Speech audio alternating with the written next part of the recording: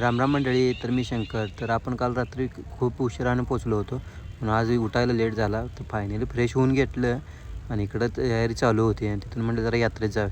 यात्रेत आलं तर सागर म्हटलं मास्क घेऊया म्हटलं आणि असा मास्क घालून जरा व्हिडिओ केला. तिथून पुढे आलो, जरा फिरलो. उन्हाचं टेम्परेचर एवढं होतं काय बोलत होतं.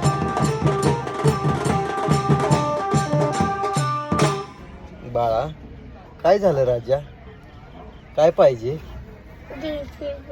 JCB पाहिजे.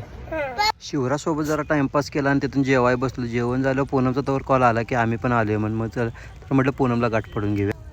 सिस्टरच्या इथं जाऊन आलो आणि तिथून आता चाललो बघा आपल्या ठिकाणी. तिथं पण आपली वाट बघत होती सगळी.